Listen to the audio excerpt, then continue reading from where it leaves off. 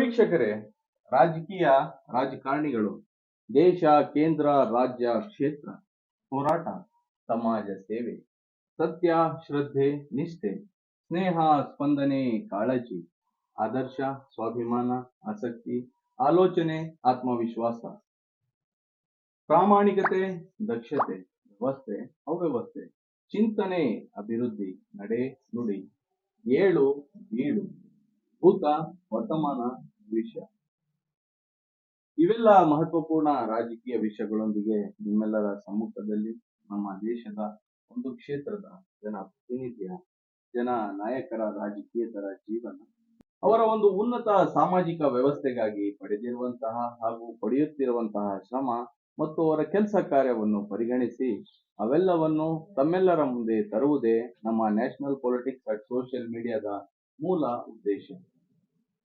ನಮ್ಮ ಇವತ್ತಿನ ವಿಶೇಷವಾದ ಸಂದರ್ಶನದಲ್ಲಿ ನಮ್ಮ ಜೊತೆಯಿದ್ದಾರೆ ತುಮಕೂರು ಜಿಲ್ಲೆಯ ಕುಣಿಗಲ್ ವಿಧಾನಸಭಾ ಮತಕ್ಷೇತ್ರದ ಕೆಂಪನಹಳ್ಳಿ ಗ್ರಾಮ ಪಂಚಾಯಿತಿಯ ಮಾಜಿ ಅಧ್ಯಕ್ಷರಾಗಿ ಸೇವೆಯನ್ನು ಸಲ್ಲಿಸಿರುವಂತಹ ಹಾಗೂ ಕೆಂಪನಹಳ್ಳಿ ತಾಲೂಕು ಪಂಚಾಯಿತಿ ಕ್ಷೇತ್ರಕ್ಕೆ ಮುಂಬರುವ ಒಂದು ತಾಲೂಕು ಪಂಚಾಯಿತಿ ಚುನಾವಣೆಯಲ್ಲಿ ಆಕಾಂಕ್ಷಿ ಕೂಡ ಆಗಿದ್ದಾರೆ.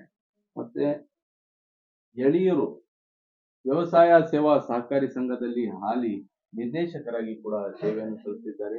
ಸರಿಸುಮಾರು ಒಂದು 45 ವರ್ಷಗಳಿಂದ ನಿರಂತರ ಸಮಾಜ ಸೇವೆಗಳನ್ನು ಮಾಡ್ಕೊಂತಲೇ ಬರ್ತಿರುವಂತಹ ಈ ಭಾಗದ ಸಮಾಜ ಸೇವಕರ ಮತ್ತೆ ಈ ಭಾಗದ ಕಾಂಗ್ರೆಸ್ ಪಕ್ಷದ ಮುಖಂಡರಾದ ಸನ್ಮಾನ್ಯ ಶ್ರೀ ಕಪ್ಪಣ್ಣಯ್ಯ ಎಸ್.ಎನ್. ಸರ್ ಅವರು ನಮ್ಮ ಉಪಸ್ಥಿತಿಯಲ್ಲಿದ್ದಾರೆ.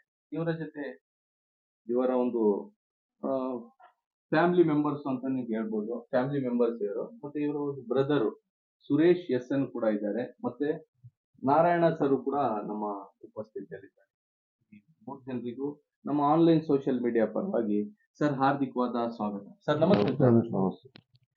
ಸರ್ ಕಪ್ಪನಯ್ಯ ಸರ್, ನಮ್ಮ ಒಂದು ಮಾತುಗಳು ಪ್ರಾರಂಭಕ್ಕಿಂತ ಮುಂಚೆ ರಾಜಕೀಯ ಮಾತುಗಳು, ನಿಮ್ಮ ಒಂದು ಫ್ಯಾಮಿಲಿ ಮತ್ತೆ ಮನೆತನದ ಬಗ್ಗೆ, ಒಂದು ನಿಮ್ಮ ಕುಟುಂಬದ ಬಗ್ಗೆ ಒಂದು ಮಾಹಿತಿ ಕೊಡಿ. ಯಾವ ರೀತಿ ಒಂದು ರಾಜಕೀಯದ ಫ್ಯಾಮಿಲಿ ಅನ್ನೋದು, ನಿಮ್ಮ ಒಂದು ತಂದೆಯವರು ಕೂಡ ಒಂದು ಗ್ರೂಪ್ ಪಂಚಾಯಿತಿ ಇದ್ದಂತ ಸಂದರ್ಭದಲ್ಲಿ ಚೇರ್ಮನ್ ಆಗಿ ಸೇವೆಯನ್ನು ಸಲ್ಲಿಸಿದ್ದಾರೆ. ಅದು ಕೂಡ ಅವಿರೋಧವಾಗಿ ಆಯ್ಕೆಯಾಗಿ ಯಾವ ರೀತಿ ರಾಜಕೀಯ ಮಾಡ್ಕೊಂಡು ಅವ್ರು ಬಂದ್ರು, ನಿಮ್ಮ ಮನೆತನದ ಬಗ್ಗೆ ಒಂದು ಸ್ವಲ್ಪ ಮಾಹಿತಿ. ಸುಮಾರು 50 ವರ್ಷದಿಂದ ನಮ್ಮ ತಂದೆಯರು ಮೊದಲು ಬಂದರು ರಾಜಕೀಯಕ್ಕೆ ಬಂದಾದ್ಮೇಲೆ ಅವರು ಜನಗಳ ಸೇವೆನೇ ಜಾಸ್ತಿ, ಹೆಚ್ಚು ಒತ್ತಡ ಜನಗಳ ಮೇಲೆ ಇದು ಮಾಡ್ತಿದ್ರು. 3 ಬಾರಿ ಇನಾಮಿನೇಷನ್ ಅಂದ್ರೆ ಅವಿರೋಧವಾಗಿ ಆಯ್ಕೆ ಆಗಿದ್ರು. ಅವಾಗ ಏನಾಗ್ತಿತ್ತು ಅಂದ್ರೆ ಬಹಳ ಬಡತನ ದೇಶದಲ್ಲಿ. ಅವಾಗ ಇಂದಿರಾ ಗಾಂಧಿ ಅಂತ ಇದ್ರು, ಎಲ್ಲ ಪ್ರೈಮ್ ಮಿನಿಸ್ಟರ್ ಆಗಿ ಇದ್ದಾಗ ಹೇಳೋರು ಇಂದಿರಾ ಗಾಂಧಿ ಫೀಲ್ಡ್ ಅಲ್ಲಿ ಜೋಳ, ಅವಾಗ ಈ ಜೋಳ ಇದು ಮಾಡಿ ಅವಾಗ ನಮ್ಮ ತಂದೆಯರು ಊರಿಗೆಲ್ಲ ಬಹಳ ಹೆಲ್ಪ್ ಮಾಡೋರು. ಬಂದಿದ್ದು ಅವ್ರಿಗೆ ಕೊಟ್ಟು ಬಗೆಹರಿಸಿದ್ರು. ಆಮೇಲೆ ಊರಿಂದು ಈ ಚರಂಡಿಗಳು ಎಲ್ಲ ಹೆಚ್ಚು ಆಸಕ್ತಿ ನಮ್ಮ ತಂದೆಯರಿಗೆ ಜನಗಳ ಮೇಲೆ ಅಭಿಪ್ರಾಯ. ಅದೇ ರೀತಿ ಇದ್ದಾಗ ಆ ಫೀಲ್ಡ್ ಅಲ್ಲಿ ಈ ಬಂಗಾರಪ್ಪನವರು ಇದ್ದಾಗ ಕರೆಂಟು ಫ್ರೀ ಮಾಡಿದ್ರು. ಅವಾಗ ರೈತರಿಗೆ ಕಟ್ಟಕ್ ಆಗ್ತಿರ್ಲಿಲ್ಲ, ಎಲ್ಲಿಂದ ತಂದು ಕಟ್ಟರು ಪಾಪ. ಅವಾಗ ಫ್ರೀ ಮಾಡಿದಾಗ ರೈತರಿಗೆ ಬಹಳ ಅನುಕೂಲ ಆಯ್ತು. ಹಿಂಗೆಲ್ಲ ಮಾಡ್ತಿದ್ದಾಗ ನಾವು ನಮ್ಮ ತಂದೆಯರು ಮಾಡ್ತಿದ್ದು ತಡಿ ಅಂತ ಹೇಳ್ಬಿಟ್ಟು ನಾವು ಹಿಂಗೆ ಜನಗಳು ತಂದೆಯರು ಎಲ್ಲ ಮಾಡ್ತಿದ್ರಲ್ಲ, ನಾವು ಹೋಗ್ತಾ ಇರೋವು. ಅದೇ ರೀತಿ ನಾವು ನಮ್ಮ ತಂದೆಯರು ಏನ್ ಮಾಡ್ತಾರೆ ಅಂತ ಹೇಳ್ಬಿಟ್ಟು ನಾವು ದೇಶಪ್ರಮುಖವಾಗಿ ಜನಗಳಿಗೆ ಸೇವೆ ಮಾಡ್ಕೊಂಡು ಅವತ್ತಿಂದಲೂ ಬರ್ತಾ ಇದ್ದು. ಈಗ ತಂದೆಯವರು ಎಷ್ಟು ಬಾರಿ ಒಂದು ಪಂಚಾಯತಿ ಗ್ರೂಪ್ ಪಂಚಾಯತಿಯಲ್ಲಿ ಸದಸ್ಯರಾಗಿದ್ರಿ, ಅಧ್ಯಕ್ಷರು ಕೂಡ ಆಗಿದ್ರಿ? ನಮ್ಮ ತಂದೆಯರು 5 ಬಾರಿ ಆಗಿ 3 ಬಾರಿ ಇನಾಮಿನಿ, 2 ಬಾರಿ ಎಲೆಕ್ಷನ್. ಅವಾಗ ಬರೀ ಗ್ರೂಪ್ ಪಂಚಾಯತಿನೇನಾ ಅಥವಾ ಮಂಡಲಲ್ಲೂ? ಮಂಡಲ್ ಇತ್ತು ಫಸ್ಟ್. ಯಲಿಯೂರು ಪಂಚಾಯತಿ ಇತ್ತು ನಮಗೆ. ಕೆಂಪನಹಳ್ಳಿಗೆ ಯಲಿಯೂರು ಇತ್ತು. ಅಲ್ಲೂ ಪ್ರಧಾನವಾಗಿದ್ದು ಪ್ರಧಾನರಿತ್ತು. ಅವ್ರಿಗೆ ಹುಷಾರಿಲ್ದಂಗೆ ಆಯ್ತು, ತಿರ್ಗಾ ಬೇರೆಯವ್ರಿಗೆ ಬಿಟ್ಕೊಟ್ಬಿಟ್ಟ. ನಮ್ಮ ಕಾಂಗ್ರೆಸ್ ಪಾರ್ಟಿ ಅವ್ರಿಗೆ ಇನ್ನು ಇವ್ರಿಗೂ ಕಾಲಾವಕಾಶ ಇತ್ತು. ಬೇರೆಯವರಿಗೂ ಕೂಡ ಅವಕಾಶ ಕೊಟ್ರು. ಸಮಾಜ ಸೇವೆ ಅನ್ನಕ್ಕಂಥದ್ದು ಮತ್ತೆ ರಾಜಕೀಯ ಅನ್ನಕ್ಕಂಥದ್ದು ನಿಮ್ಮ ಮನೆತನದಲ್ಲಿ, ನಿಮ್ಮ ರಕ್ತದಲ್ಲೇ ಇದೆ. ಸರ್, ತಾವು ಕೂಡ ಗ್ರಾಮ ಪಂಚಾಯತಿಯ ಕೆಂಪನಹಳ್ಳಿ ಗ್ರಾಮ ಪಂಚಾಯತಿಯಲ್ಲಿ ಸದಸ್ಯರಾಗಿ ಅಧ್ಯಕ್ಷರಾಗಿ ಸೇವೆಯನ್ನು ಸಲ್ಲಿಸಿದ್ರ 1 ವರ್ಷ. ಹೌದು. ಆ ಸಂದರ್ಭದಲ್ಲಿ ಅಭಿವೃದ್ಧಿ ಕಡೆ ಯಾವ ರೀತಿ ಗಮನ ಕೊಟ್ರಿ? ಯಾಕಂದ್ರೆ ನಿಮ್ಮ ಮತದಾರರು ಕೇಳುವಂತದ್ದೇ ಮೂಲಭೂತ ಸೌಕರ್ಯ. ಹೌದು. ಕುಡಿಯ ನೀರು, ಕುಡಿಯೋ ನೀರು, ಚರಂಡಿ, ರಸ್ತೆ, ಸಿಸಿ ರಸ್ತೆಗಳು, ಆಮೇಲೆ ದ್ವೀಪ, ಚರಂಡಿ, ಲೈಟು. ಇವೆಲ್ಲ ಮಾಡಿ ಅವಾಗ ಸೋರ್ಸ್ ಕಾರ್ಯಕ್ರಮ- ಕಮ್ಮಿ, ಪಂಚಾಯತಿಗೆ ಹಣ ಬರ್ತಿರ್ಲಿಲ್ಲ. ಹಣ ಬರ್ತಿರ್ಲಿಲ್ಲ. ಆದ್ರೂ ನಾವು ಹೆಂಗ ಮ್ಯಾನೇಜ್ಮೆಂಟ್ ಮಾಡಿ ಬಡವರಿಗೆ ಏನು ಸೌಕರ್ಯ ಬೇಕೋ ಅವೆಲ್ಲ ನಾವು ಈಗ ಅಂದ್ರೆ ಮಾಡ್ಕೊಟ್ಟಿದ್ದೀವಿ. ನರೇಗಾ ಇದೆ, ಏನ್ ಮೊದ್ಲು ಏನು ಇರ್ಲಿಲ್ಲ ಬಿಡಿ, ಬರೀ ಬೀದಿ ಲೈಟ್ ಹಾಕ್ಸಕ್ ಆಯ್ತಿರ್ಲಿಲ್ಲ. ಆದ್ರೂ ಜನಗಳಿಗೆ ಫೈನಾನ್ಸ್ ಬರ್ತಿರಲ್ಲ, ಅಮೌಂಟ್ ಜಾಸ್ತಿ. ಜನಗಳಿಗೆ ನಾವು ಸೇವೆ ಮಾಡವು, ಎಷ್ಟು ಬರ್ತದೋ ಅಷ್ಟೇ ತೃಪ್ತಿ ಆಗಂಗೆ ಬೀದಿ ಲೈಟು, ಚರಂಡಿ, ಸಿಸಿ ರಸ್ತೆಗಳು ಇವೆಲ್ಲ ಮಾಡ್ತಿದ್ವು. ಆಮೇಲೆ ಕುಡಿಯಕ್ ನೀರು ಹೆಚ್ಚು ಪ್ರಾಮುಖ್ಯತೆ ಕೊಡ್ತಿದ್ವು ನಾವು. ಮನುಷ್ಯನಿಗೆ ಬೇಕಾಗಿರೋದೇ ನೀರು. ಮೊದ್ಲು ನೀವು ಬರಕ್ಕಿಂತ ಮುಂಚೆ ನೀರಿನ ಸೌಕರ್ಯ ಎಲ್ಲ ಚೆನ್ನಾಗಿತ್ತ ಅಥವಾ ನೀವು ಬಂದ್ಮೇಲೆ ಸ್ವಲ್ಪ ನಾವು ಬಂದ್ಮೇಲೆ ಬಹಳ ಇಂಪ್ರೂವ್ ಮಾಡಿದೀವಿ. ಮೊದ್ಲೆಲ್ಲ ಸುಮ್ನೆ. ಒತ್ತೊಬ್ಬರು ಇದ್ದು, ಆಮೇಲೆ ನಿಧಿ ಅಲ್ಲಲ್ಲಿ ಒಂದೊಂದು 10 ಮನೆಗೆ ಪೈಂಟ್ ಮಾಡಿದ್ದು. ನೀರೆಲ್ಲ ಈಗ ಮನೆಗೂ ಆಗಿದೆ. ಸರ್, ನೀರಿನ ಕೊರತೆ ಇದ್ದಂತ ಸಂದರ್ಭದಲ್ಲಿ ಪಂಚಾಯತಿಯಲ್ಲೂ ಕೂಡ ಅಷ್ಟು ವ್ಯವಸ್ಥೆ ಇರ್ಲಿಲ್ಲ. ಬೋರ್ ಎಲ್ಲ ಕೊರ್ಸಕ್ಕೆಲ್ಲ ನಮ್ಮ ನಮ್ಮ MLA ರು MLA 4 ಇದ್ರು. ಬೋರ್ ಹಾಕ್ಸಿದ್ರು ಮೊನ್ನೆ ಬೇಸಿಗೆಯಲ್ಲಿ. ಈಗಿನ ಮುಂಚೆ ಹೇಳ್ತೀನಿ, ಮುಂಚೆ ಇರ್ಲಿಲ್ಲ ಇಷ್ಟೊಂದು ಸೌಕರ್ಯ. ನಮ್ಮ ರಂಗನಾಥ್ ಬಂದ್ಮೇಲೆ ನಮ್ಗೆ 4 ಬೋರ್ ಇನ್ನು ಅಡ್ವಾನ್ಸ್ ಆಗಿ 3 ಬೋರ್ ಮಾಡ್ಬಿಟ್ಟವ್ರೆ. ಇನ್ನು ಅಡ್ವಾನ್ಸ್ ಆಗಿ ಪಂಚಾಯತಿ ಪ್ರತಿಯೊಂದು ಬಿಟ್ಟಿದ್ದಾರೆ. ಹಾಕ್ಸಿದ್ದಾರೆ. ಹಾಕ್ಬಿಟ್ಟು ಬಹಳ ಹೆಲ್ಪ್ ಮಾಡಿದ್ರು. ಹಿಂದೆ ಯಾರು ಮಾಡೋ ಇರ್ಲಿಲ್ಲ, ಮುಂದ್ ಮಾಡೋದಿಲ್ಲ, ಅಷ್ಟೊಂದು ಮಾಡಿದ್ದಾರೆ. ಈಗ ಇನ್ನೇನಂದ್ರೆ ನಮ್ಗೆ DK ಸುರೇಶ್ ಇದ್ರು MP ಆಗಿ. MP ಅವ್ರು ನಮ್ಗೆ ಬಂದ್ಮೇಲೆ ಬಹಳ ತುಂಬಾ ಬಹಳ ಆಕ್ಟಿವ್ ಆಗಿ ಮಾಡಿ ಪಂಚಾಯತಿ ಏನು ಅಂದ್ರೆ ಅವರೇ ಕಲ್ಸಿದ್ದು ನಮ್ಗೆ. ಪ್ರತಿ ಪಂಚಾಯತಿಗೂ 3 ತಿಂಗಳಿಗೆ ಒಂದ್ಸಲ ವಿಸಿಟ್ ಕೊಡೋರು. ಅವರಂತ ರಾಜಕಾರಣಿ ದೇಶದಲ್ಲಿ ನಮ್ಮ ಸಿಗೋದು ಇಲ್ಲ, ಕೇಂದ್ರ ಬರೋದು ಇಲ್ಲ. ಸರ್ಕಾರದಲ್ಲಿ MP ಸೀಟ್ ನಂಬರ್ 1 ಅಂದ್ರೆ DK ಸುರೇಶ್. ಅದ್ರ ಬಗ್ಗೆ ಹೇಳ್ಬೋದು. ಆಮೇಲೆ ಜನಗಳು ಪ್ರದರ್ಶನ ಮಾಡೋದಾಗ್ಲಿ, ಒಂದು ಹೇಳೋದಾಗ್ಲಿ, ಒಂದು ಅಧಿಕಾರಿಗಳಿಗೆ ಈ ತರ ಸೇವೆ ಮಾಡಿಸೋದಾಗ್ಲಿ, ಆ ಗಂಟೆಲಿ ಯಾರಿಗಾನ ಒಂದ್ ಏನು ಹೆಲ್ಪ್ ಆಗಿಲ್ಲ ಅಂದ್ರೆ ಆ ಅಧಿಕಾರಿಗಳನ್ನ ಕರ್ಕೊಂಡ್ಬಂದು ಆ ಗಂಟೆಯಲ್ಲಿ ಅಲ್ಲೇ ನಿಲ್ಸ್ಕೊಂಡು ಅಲ್ಲೇ ಕೆಲಸ ಮಾಡಿಸ್ಕೊಡೋದು. On the spot. ಆಮೇಲೆ ನಾನು VSS ಮೆಂಬರ್ ಆಗಿದ್ನಲ್ಲ, ಡೈರೆಕ್ಟ್ ಆದ್ಮೇಲೆ ಜನಗಳಿಗೆ ಲೋನ್ ಕೊಡ್ಸೋದು. ಅವರು 10 ಕುಂಟೆ ಇದ್ರು ಸಾಕು, 25,000 50,000 ದುಡ್ಡು 2 ಬಾರಿ ಗೆದ್ದಿ ಎಲ್ಲಾನು ಲೋನ್ ಇಶ್ಯೂ ಮಾಡ್ತಿದ್ವಿ ಜನಗಳಿಗೆ. ರೈತರಿಗೂ ಕೂಡ ಅನುಕೂಲ ಮಾಡ್ಕೊಟ್ಟಿದೀವಿ.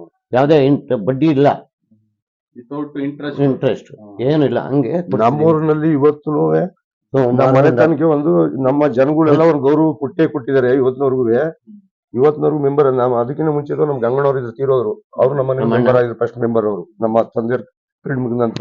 ಆಮೇಲೆ ಇವರು, ಆಮೇಲೆ ನಾನು. ಪ್ರತಿಯೊಂದು ಸತಿಲೂ ನಾವು ಊರಲ್ಲಿ ಇದ್ದೇ ಇದ್ದೀವಿ. ಸುರೇಶ್ ಸರ್, ತಾವು ಕೂಡ ಗ್ರಾಮ ಪಂಚಾಯತಿಯ ಸದಸ್ಯರಾಗಿ ಲಾಸ್ಟ್ ಟರ್ಮ್ ಸೇವೆಯನ್ನು ಸಲ್ಲಿಸಿದ್ದೀರಾ. ಈ ಬಾರಿ ನೀವು ಕಂಟೆಸ್ಟ್ ಮಾಡಿಲ್ಲ, ಗೊತ್ತಿರೋಂತ ವಿಚಾರ ಏನಿಲ್ಲ. ನೀವು ನಾವು ಬೇರೆ ಬಿಟ್ಕೊಟ್ಟು ಅಧಿಕಾರನ ಒಬ್ಬರೇ ಆಡಬಾರ್ದು. ಬೇರೆಯವ್ರಿಗೂ ಅದು ವಂಶ ಪರಂಪರೆ ಇದ್ದಂಗೆ ಹೋಯ್ತಾ ಇರ್ಬೇಕು. ನಾವೇಂದ್ರೆ ಜನಗಳಿಗೆ ಸ್ವಲ್ಪ ಈ ಕಾಲದ ಮೊದಲು ತರ ಅಲ್ಲ, ಆಕ್ಟಿವೇಶನ್ ಚೇಂಜ್ ಆಯ್ತದೆ, ಬೇಸರ ಆಯ್ತದೆ, ಏನ್ ಇವ್ರನ್ನೇ ಮಾಡ್ಬೇಕನ್ನೋದು ಬರುತ್ತೆ. ಅದಕ್ಕೆ ನಾವೇ ಹುಷಾರಾಗ್ಬಿಟ್ಟು ಈಗ ಗೆದ್ದಂಗೂ ಆಯ್ತು, 3 ಸೀಟು ಗೆಲ್ಸ್ಕೊಂಡು ಬುಟ್ಟು ಕೊಟ್ಟು. ಹೋದ್ ಸಲಿನೂ 3 ಸೀಟ್ ಗೆದ್ದಿದ್ದು ನಾವು, ಈ ಸಲಿನೂ ಬೇರೆ ಬಾರಿಲೂ ನಾವು ಗೆಲ್ತಲೇ ಬಂದೇ ಇರ್ತೀವಿ. ಈಗಲೂ ಕೂಡ ಇರುವಂತ ಅಧ್ಯಕ್ಷರು ರಮೇಶ್ ಅವರು ನಿಮ್ಮ ಒಂದು ಸಪೋರ್ಟ್ ಇಂದಾನೆ ಒಂದು ಅಧ್ಯಕ್ಷರಾಗಿ ಇದ್ ಮಾಡ್ತಿದ್ದಾರೆ. ಈಗ ಅವ್ರಿಗೂ ಅಷ್ಟೇ ಮುಂದಕ್ಕೆ ಅವ್ರನ್ನ ಬಿಟ್ಟು ತಿರ್ಗಾ ಬೇರೆಯವ್ರನ್ನ 3 ಜನ ಬೇರೆಯವ್ರನ್ನ ಆಯ್ಕೆ ಮಾಡ್ಬೇಕು ನಾವು. ಆ ತರ ರಾಜಕಾರಣ ಮಾಡ್ಕೊಂಡು ಮೊದ್ಲು ಕಾಲ ಇತ್ತು, ಈ ಕಾಲ ಹಂಗಲ್ಲ, ಬದಲಾವಣೆ ಆಯ್ತಾ ಇರ್ಬೇಕು. ಈಗ ನಾವೇ ನಿಂತ್ಕೊತಾ ಇದ್ರೆ ಜನಗಳು ಬದಲಾವಣೆ ಕೇಳ್ತಾರೆ. ಇವತ್ತಿಂದ ಹುಡುಗರು ಆಕ್ಟಿವೇಶನ್ ಬೇರೆ ಇದೆ. ಅವತ್ತಿನ ಕಾಲ ಒಂಥರ ನಿಮ್ಕೆ ಬಹಳ ಇದಿತ್ತು. ನಾವು ಕಾಲದಿಂದ ಕಾಂಗ್ರೆಸ್ ಬಿಟ್ಟು ಯಾವತ್ತೂ ಇದು ಮಾಡಿಲ್ಲ. ಒಂದ್ಸಲಿ ಇಲ್ಲಿ ಸುರೇಶ್ ಗೌಡ್ರು ಬಂದಿದ್ದು, ಅವಾಗ ಒಂದ್ ಸ್ವಲ್ಪ ನಮ್ಗೆ ಏನೋ ಒಂದು ಊರಿನ ನಮ್ಮ MLA ಇದ್ದಂತವ್ರು ಕೆಲಸ ಮಾಡ್ಕೊಡ್ಲಿಲ್ಲ. ಕ್ಷೇತ್ರ ಬೇರೆ ಇತ್ತು. ಎರಡು ಕ್ಷೇತ್ರ, ಹುಲಿದುರ್ಗ ಕ್ಷೇತ್ರ ಬೇರೆ ಇತ್ತು, ನಮ್ದು ಕುಣಿಗಲ್ ಕ್ಷೇತ್ರ ಬೇರೆ ಇತ್ತು. ಅವಾಗ ಒಂದ್ಸರಿ ಮಾತ್ರ ಸುರೇಶ್ ಗೌಡ್ರಿಗೆ ವೈಯಕ್ತಿಕವಾಗಿ ಒಂದ್ಸರಿ ನಾವು ಅವ್ರಿಗೆ ಎಲೆಕ್ಷನ್ ಮಾಡೋ, ಅಷ್ಟು ಬಿಟ್ರೆ ನಾವು ಜೂಮಾನದಲ್ಲೂ ಕಾಂಗ್ರೆಸ್ ಬಿಟ್ಟು ಹೋಗಿಲ್ಲ. ಈಗ ರಂಗನಾಥ್ ಬಂದ್ಮೇಲೆ ನಮ್ಗೆ ಇನ್ನೂ ಒಂಥರ ಭದ್ರಕೋಟೆ ಆಗೋಯ್ತು. ನಮ್ಗೆ ಕಾಂಗ್ರೆಸ್ ನಮ್ಮ ಒಬ್ಬರಿಗೆ ಅಲ್ಲ, ನಮ್ಮ ಕಾಂಗ್ರೆಸ್ ಪಾರ್ಟಿ ಅವ್ರಿಗೊಂದು ಬಲ ಬತ್ತು, ಸಪೋರ್ಟಿವ್ ಆಗಿದೆ. ಸರ್, ನೀವು ಸದಸ್ಯರಾಗಿದ್ದಂತ ಸಂದರ್ಭದಲ್ಲಿ ಅಭಿವೃದ್ಧಿ ಕಡೆ ಯಾವ ರೀತಿ ನಾನು ನನ್ನ ಇದ್ರಲ್ಲಿ ಈ ನಮ್ ತಂದೆಯವ್ರ ಕಾಲದಿಂದ ಆಗಿನ ಕೆಲಸ ಎಲ್ಲ ನನ್ನ ಫೀಲ್ಡ್ ಅಲ್ಲೇ ಮಾಡಿದೆ. 5 ವರ್ಷ ನರೇಗಾ ನಾವೇ ಸ್ಟಾರ್ಟ್ ಮಾಡಿದ್ವು. ಫಸ್ಟ್ ನರೇಗಾಕ್ಕೆ ಎದುರವರು ಏನಿಲ್ಲ ಅಂದ್ರೆ 2-2.5 ಕೋಟಿ ರೂಪಾಯಿ ಕೆಲಸ ಮಾಡಿಸಿದ್ದೀನಿ ನಾನು ನರೇಗಾದಲ್ಲಿ. ಓದ್ ಫೀಲ್ಡ್ ಅಲ್ಲಿ ಸಿಸಿ ರಸ್ತೆ, ಸೊಂದಗಿರಿ ದೇವಸ್ಥಾನ ಸುತ್ತ ಎಲ್ಲ ಕಾಂಕ್ರೀಟು, ಒಂದ್ ಚರಂಡಿ ಮನೆ ನೆಲ್ಲಿ ಫುಲ್ಲು. ಅವಾಗ 10 ಪಾಯಿಂಟ್ ಮಾಡಿದ್ರು ಮಣದಿರ್ ಕಾಲದಲ್ಲಿ.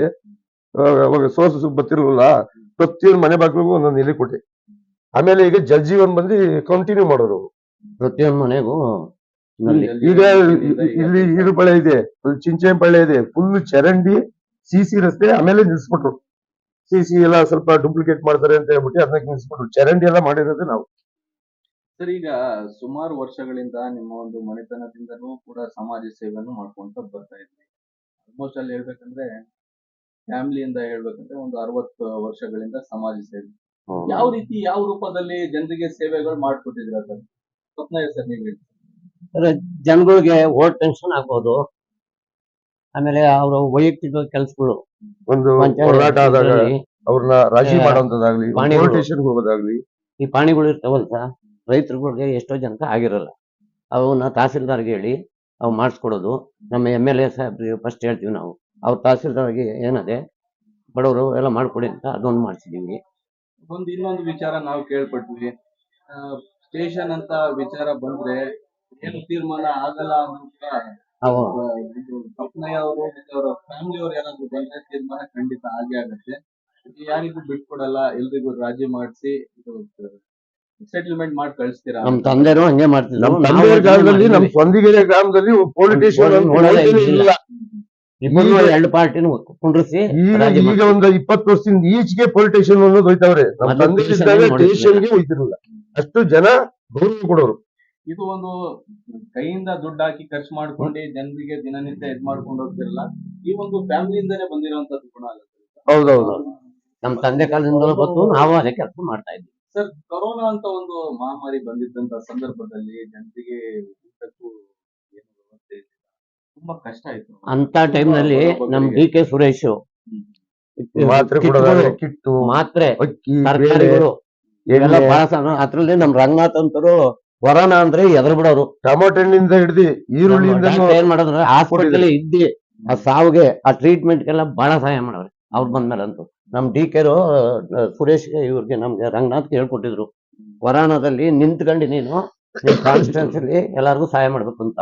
ಅದೇ ರೀತಿ ಬೆಂಗಳೂರಲ್ಲಿ ಬಿಟ್ಟು ಇಲ್ಲೇ ಕುಣಿಗಲ್ ಆಸ್ಪತ್ರೆಯಲ್ಲಿ ಏನಿತ್ತು, ಎಲ್ಲಿ ಏನೇನ್ ಆಗದೆ, ಯಾವ ಊರಲ್ಲಿ ಏನಾಯ್ತು, ಅದೇ ಕೆಲಸ ಬೆಳಗ್ಗೆ ಎದ್ದು ಕೊರೋನಾ ಕುಂಬಳಕಾಯಿ, ತರಕಾರಿ ಎಲ್ಲ ಕೊಟ್ರು ಬಿಡಿ. ಇವನು ಎಲ್ಲ ಸಹಾಯ ಮಾಡಿದ್ದು ಯಾರು ಮಾಡಿಲ್ಲ ಇಡೀ ಪ್ರಪಂಚದಲ್ಲಿ, ಅಷ್ಟು ಸಹಾಯ ಮಾಡಿದ್ರೆ. ಅದಕ್ಕೆ ಈ ಸಲ ಹೋದ್ಸಲಿ ನಮ್ ರಂಗನಾಥರು 5,000 ಲೀಡರ್ ಗೆದ್ದಿದ್ರು, ಈ ಸಲ 26,000 ಲೀಡರ್ ಗೆದ್ರು.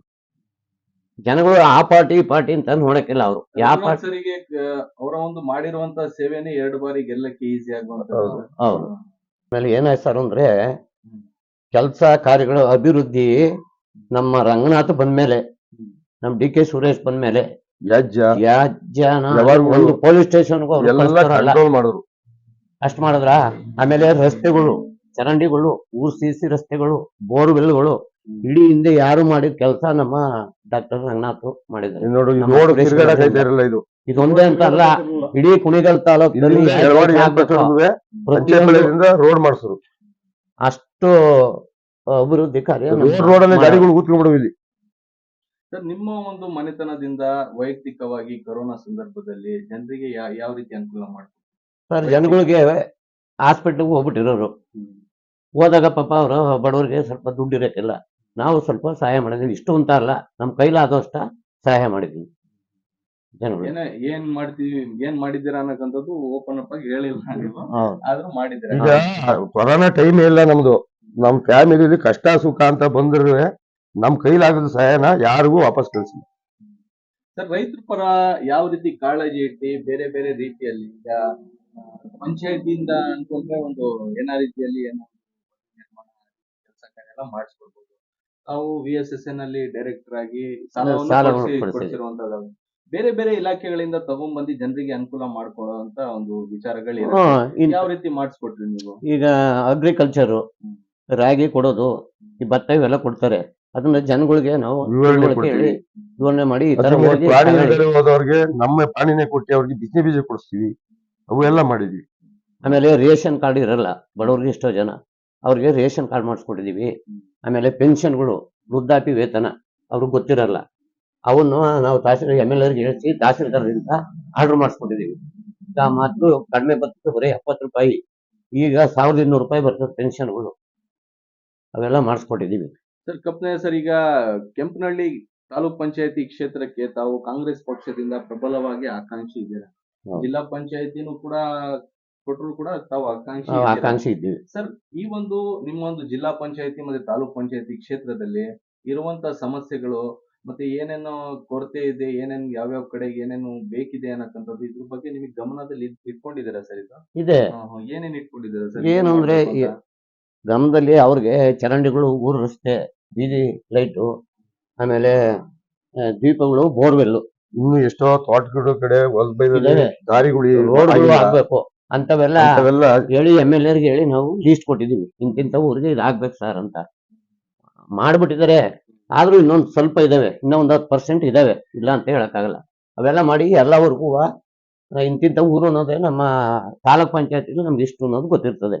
ಆ ಊರಿಗೆಲ್ಲ ನಾವು ಹೇಳಿ ಮಾಡಿಸ್ತಾ ಇದ್ವಿ. ಆಮೇಲೆ ಈ ರೇಷನ್ ಕಾರ್ಡ್ಗಳು ಎಷ್ಟೋ ಜನಕ್ಕೆ ಇರಲ್ಲ, ಅವು ಮಾಡಿಸ್ಕೊಡ್ತಾ ಇದ್ವಿ.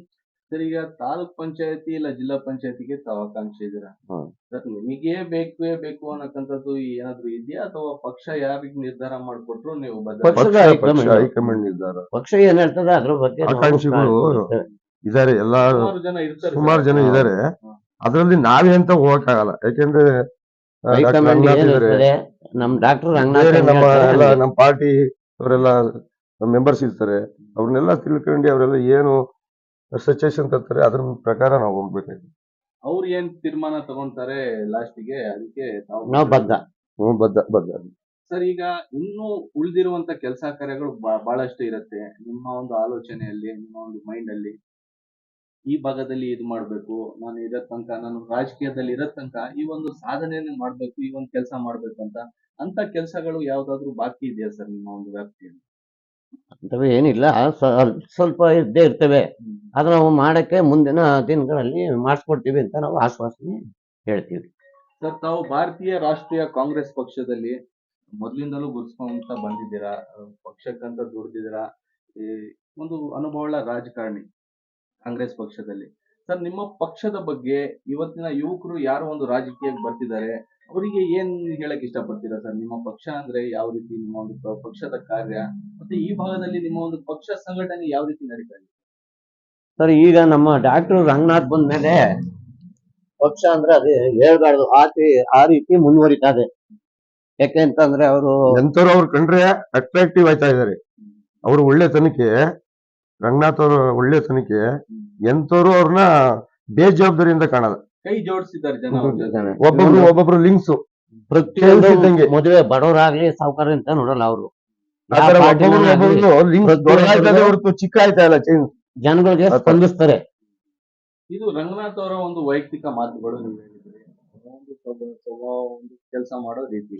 ಪಕ್ಷ ಅಂತ ಅಂದ್ರೆ ಪಕ್ಷದ ಯಾವ ರೀತಿ ನಿಮ್ಮ ಒಂದು ಕಾರ್ಯಗಳು, ಈ ಭಾಗದಲ್ಲಿ ಸಂಘಟನೆ ಯಾವ ರೀತಿ ಆಗ್ತಾ ಇದೆ? ನಾವು ಏನೇ ಫಂಕ್ಷನ್ ಮಾಡ್ಲಿ ಎಲ್ಲಾರು ಒಟ್ಟಾಗಿ ಸೇರ್ಕೋತೀವಿ. ನಮ್ಮ ಕಾರ್ಯಕರ್ತರು ಇರ್ಲಿ, ನಮ್ಮ ಊರಿನ ಜನ ಇರ್ಲಿ, ಎಲ್ಲಾರು ಆ ಫಂಕ್ಷನ್ ಭಾಗವಹಿಸ್ತೀವಿ. ಕಾಂಗ್ರೆಸ್ ಅಂತ ಅಂದ್ರೆ ಅಲ್ಲಿ ಏನು ನಡೀತದೆ ಅದಕ್ಕೆಲ್ಲ ಸ್ಪಂದನೆ ಕೊಡ್ತೀವಿ ನಾವು ಅಷ್ಟೇ.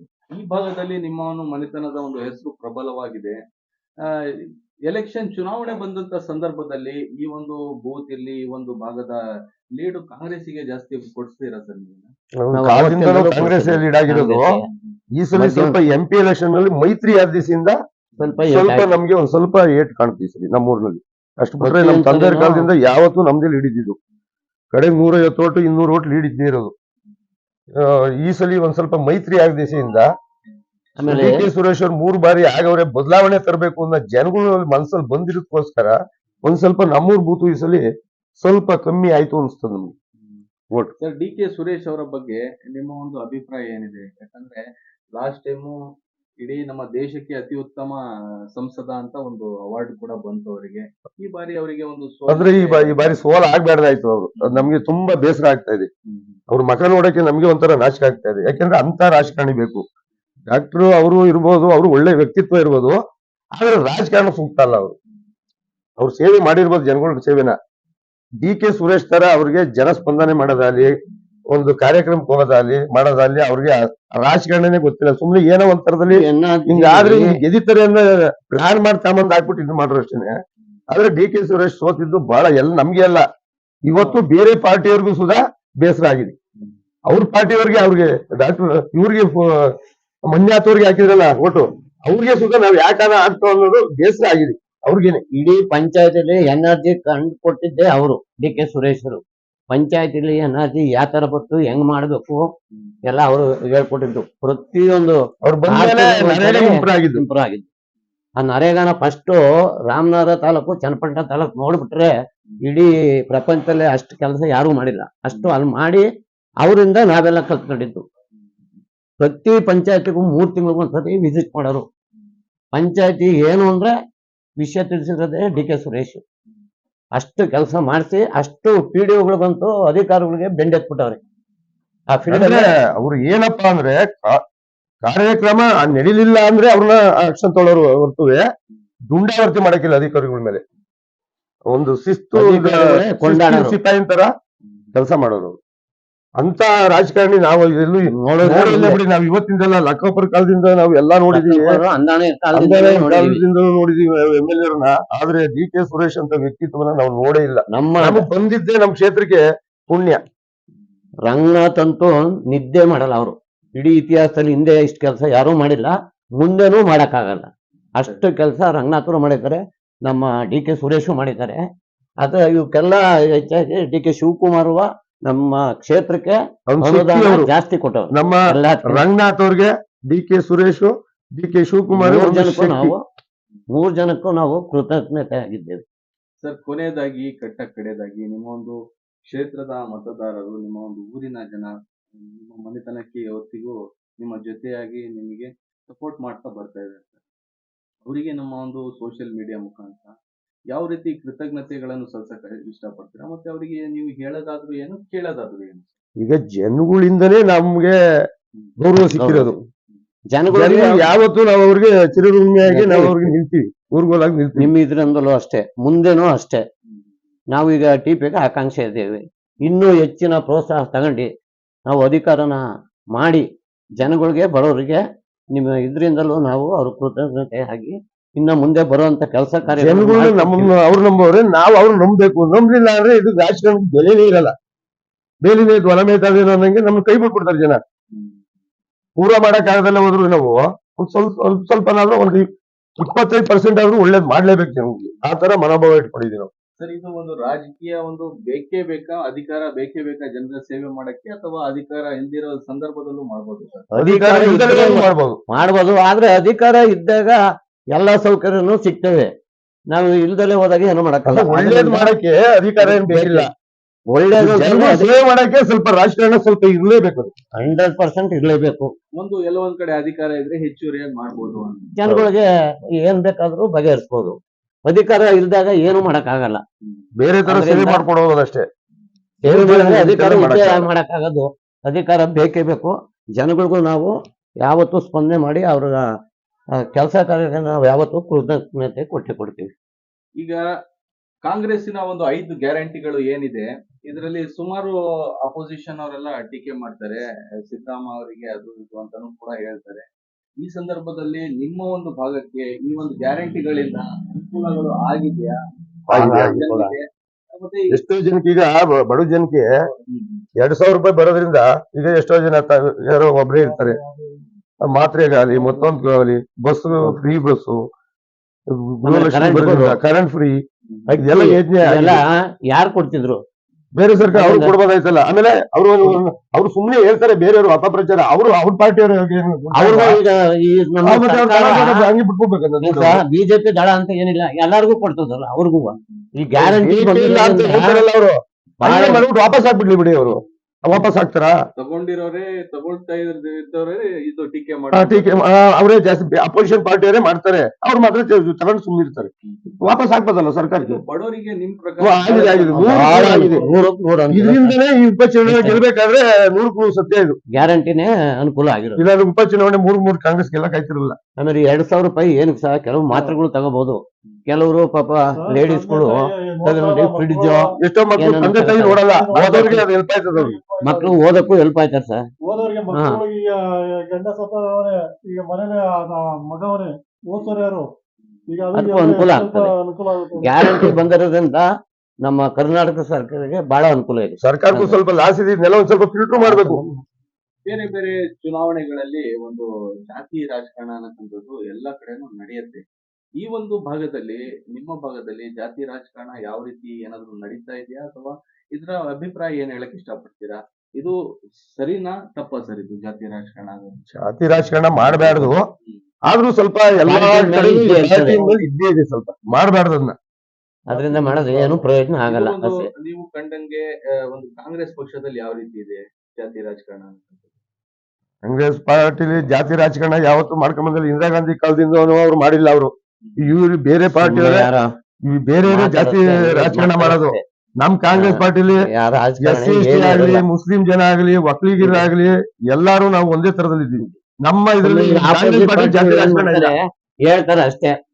ಕಾಂಗ್ರೆಸ್ ಪಾರ್ಟಿನೇ ಸರಿಗಿಲ್ಲ ಅಂತ ಸುಮ್ನೆ ಆಪೋಸಿಟ್ ಪಾರ್ಟಿಗಳು ಸುಮ್ನೆ ಮಾತಾಡ್ತಾರೆ ಅಷ್ಟೇ. ಬಡವ್ರಿಗೆ ನಮ್ಮ ನೋಟ್ ಮಾಡ್ಲಿಕ್ಕೆ ಪಿಂಚಣಿ ಏನೂ ಮಾಡಿದ್ದೆ ಇಲ್ಲ. ಇಂದಿರಾ ಗಾಂಧಿ ಫಸ್ಟ್. ಅದನ್ನ ಇವ್ರು ಮುಂದುವರ್ಸ್ಕೊಂಡ್ ಬಂದವ್ರು ಅಷ್ಟೇನೆ, ಬೇರೆ ಇರಲ್ಲ.